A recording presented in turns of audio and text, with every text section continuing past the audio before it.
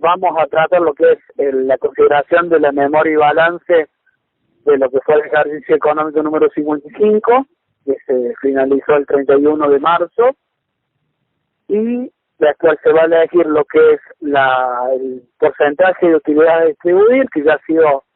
adelantado el 50%, que es el mínimo que establece el estatuto, y ahora las cooperadoras votarán si dejan en ese 50% o se sube hasta el 60% de la utilidad del monto repartido. Además, se da la renovación parcial de la comisión directiva con la elección de la vicepresidenta, o él o la vicepresidenta primero,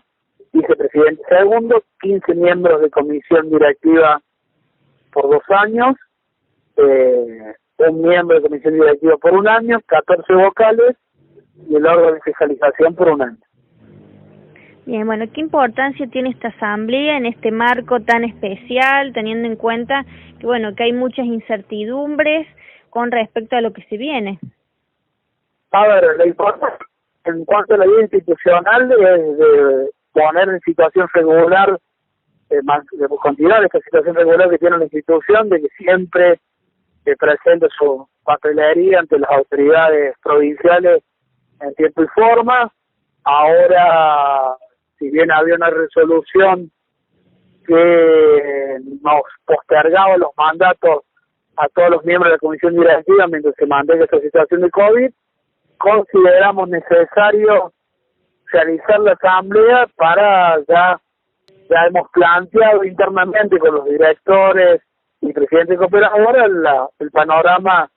que tenemos para el próximo ejercicio ante una eventual y muy probable no realización de la próxima edición.